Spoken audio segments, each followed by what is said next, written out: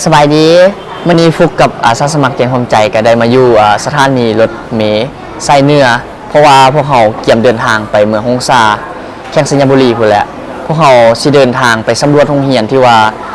พวกเขาสิได้มีการไปจัดกิจกรรมช่วยเหลือเด็กน้อยช่วยเหลือโรงเรียนอยู่ทางเมืองฮงซาพุ่นแหละวันนี้พวกเขาก็ใช้เวลาประมาณ11 ชั่วโมงพุ่นแหละที่ว่าเดินทางไปนะตอนนี้ก็ได้มานั่งอยู่หันข้าวเปียกเพราะว่าต้องมียังของทองก่อนเพราะว่าพวกเขา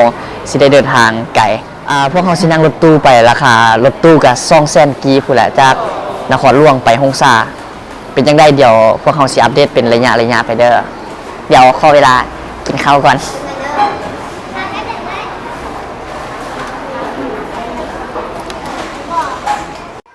โอเคตอนนี้พวกเขาก็ได้พากันกินข้าวเช้าแล้วตอนนี้กำลังซิออกไปเดินทางตอนนี้ก็เวลา9 โมงอย่างแล้วอย่าไปเบิ่งนำกันว่ารถพวกเขาไปสิเป็นยังไง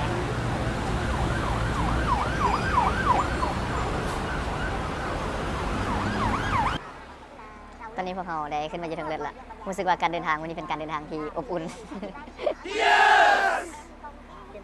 แม่นละพวกเขาได้นั่งซันเฟิร์สคลาสนะเพราะว่าขึ้นมาทำอิฐเลยเป็นเฟิร์สคลาส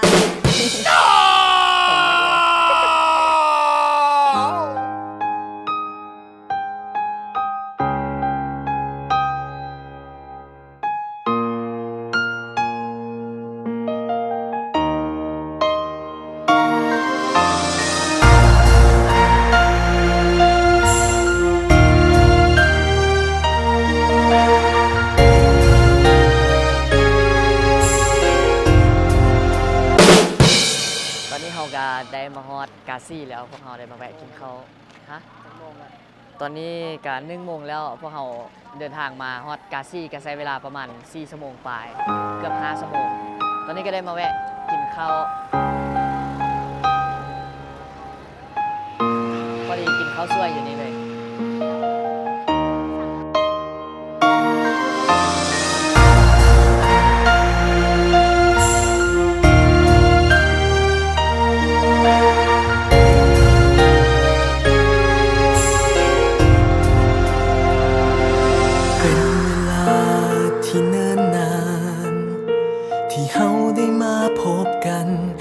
ความผูกพัน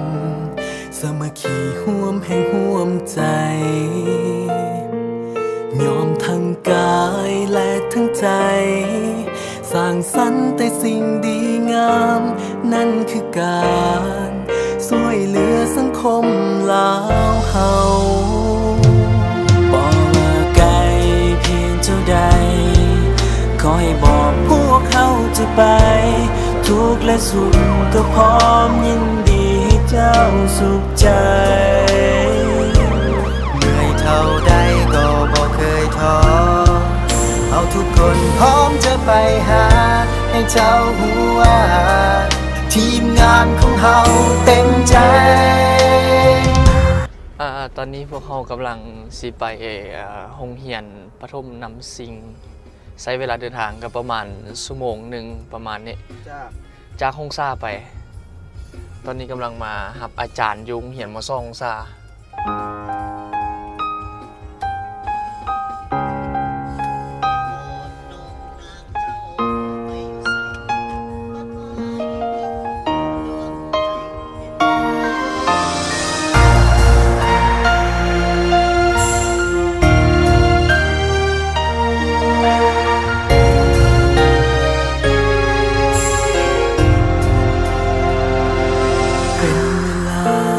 ที่เนิ่นนานที่เฮาได้มาพบกันคือความผูกพันสามัคคีห่วมแห่งห่วมใจยอมทั้งกายและทั้งใจสร้างสรรค์แต่สิ่งดีงามนั่นคือการช่วยเหลือสังคมลาวเฮาบ่ว่าไกลเพียงเท่าใดขอให้บอกพวกเขาจะไปทุกข์และสุขก็พร้อมยินดีให้เจ้าสุขใจเมื่อยเท่าใดก็บอกเคยท้อเอาทุกคนพร้อมจะไปหาให้เจ้าหัวทีมงานของเฮาเต็มใจ บอกเคยท้อต่ออุปสรรคใดๆเพียงได้ไปถึงที่จุดหมายปลายทางมอบความสุขให้เจ้าทุกคนคือเหตุผลของความสุขใจคือกำลังใจจากหัวใจของเฮาทุกคน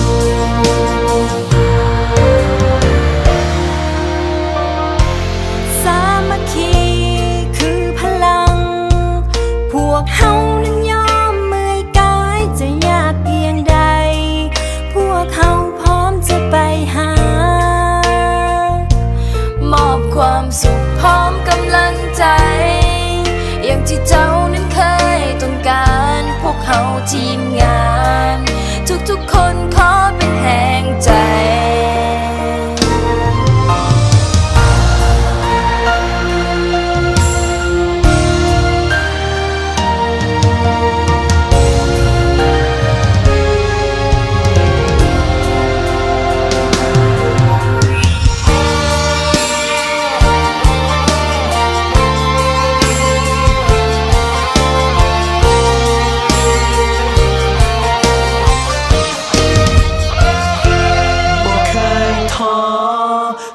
อุปสรรคใดๆ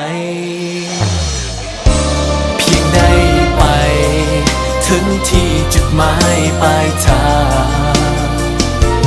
มอบความสุขให้เจ้าทุกคนคือเหตุผลของความสุขใจคือกำลังใจจากหัวใจของเฮาทุกคน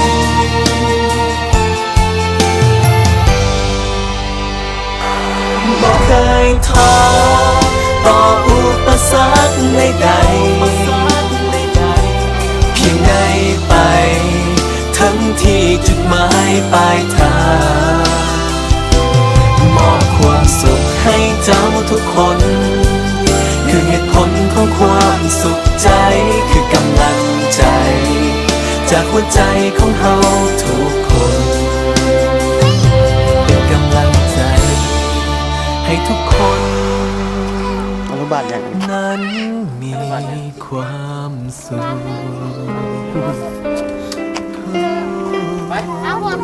โดย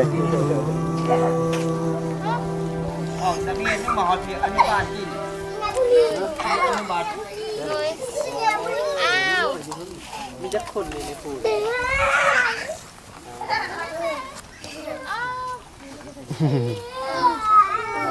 นักเรียนมีจักคนง่ายหรอช่วยพ่อเฮ็ดปกติเก่าอ่ะหนาวอ่ะ เป็นไข่เป็นว่าคืออะไร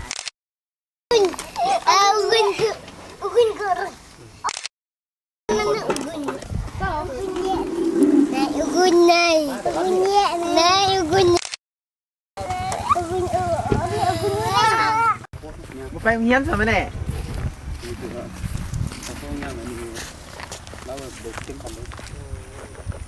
พ่อแม่ลูกหลานลูก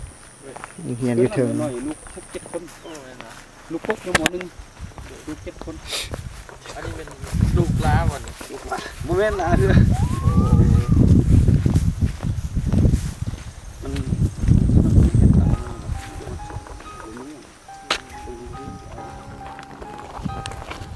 นี่แหละอารมณ์เขาก็ได้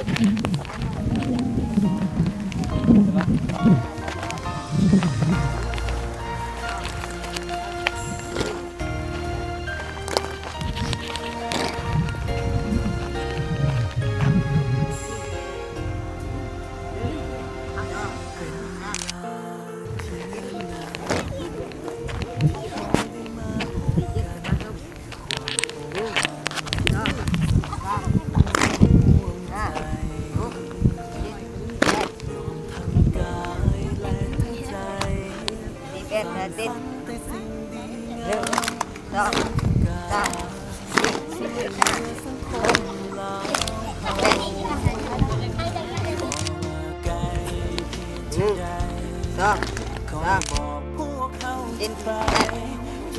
2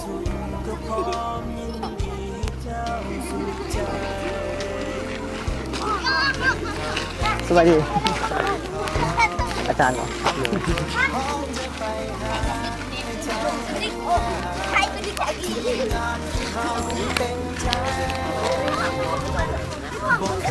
สวัสดี ด้านหนังเพชรมันเป็นตรงนั้นบริหาร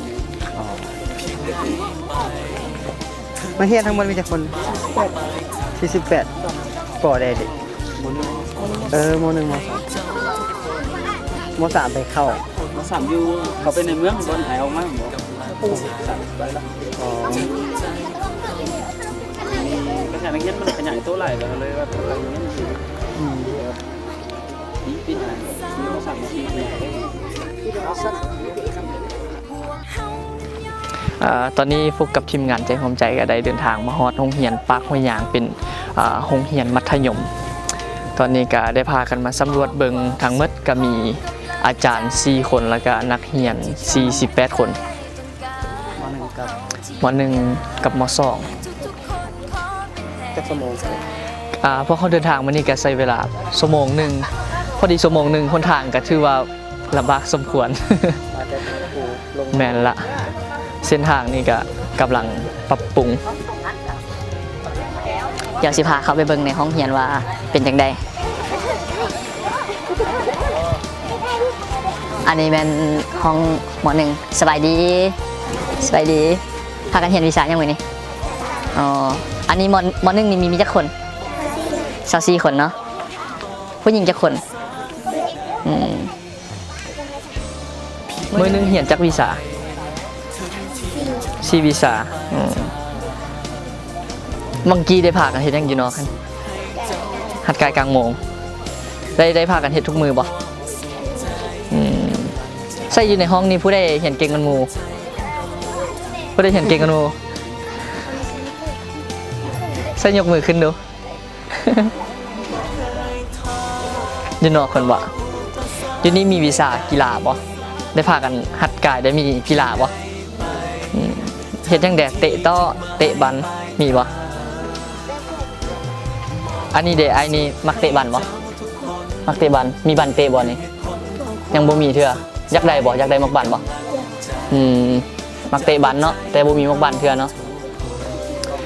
โดยตอนนี้อันฟุกก็ได้มานั่งอยู่กับน้องนักเรียนอยู่ชั้นม.1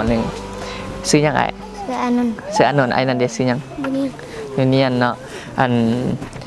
อยากเป็นยังไงมานี่มีความฝันว่าอยากเรียนจบม.ได้ม.7 พุ่นแม่นบ่ไอ้นี่เด้ม.4เป็นยังคืออยากจบแต่ม.4ไอ้บ่อยากจบม.7คือไอ้นั่นบ่อยากจบคือกันเนาะแล้วใหญ่มาเลยอยากเป็นหยังอยากเฮ็ดเวียกหยังเอาไอ้นั่นก่อนอยากเป็นหยังอยากเป็นในครูบ่อยากเป็นในครูบ่อยากเป็นบ่อยากเป็นหยังโอ้อยากเป็นอาหารเนาะไอ้นี่เด้อยากเป็นหยังอยากเป็นในครูอยากมาสอนอยู่บ้านเฮาบ่อยากไปเรียนครูแล้วกลับมาสอนอยู่นี่เนาะพัฒนาบ้านเฮาเนาะ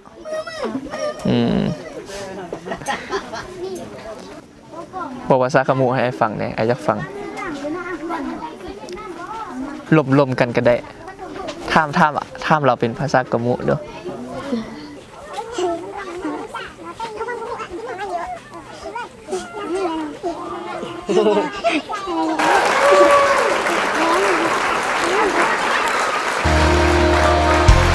สามัคคีคือพลังพวกเฮานั้นยอมเมื่อยกายจะยากเพียงใดพวกเขาพร้อมจะไปหามอบความสุขพร้อมกำลังใจอย่างที่เจ้านั้นเคยต้องการพวกเขาทีมงานทุกๆคนขอเป็นแห่งใจ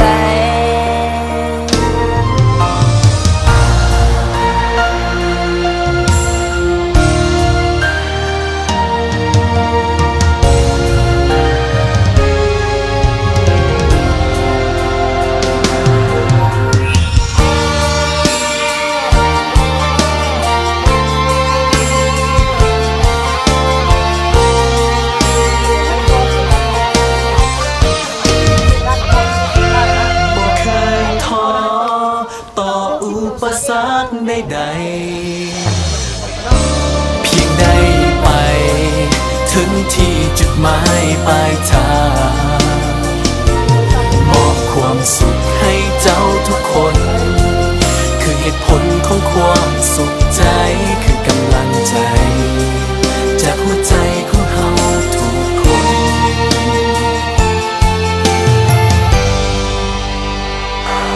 บ่เคยท้อต่ออุปสรรคใดๆเพียงได้ไปทั้งที่จุดหมายปลายทางมอบความสุขให้เจ้าทุกคน คือเหตุผลของความสุขใจคือกำลังใจ จากหัวใจของเฮาทุกคน เป็นกำลังใจ ให้ทุกคน นั้นมีความสุข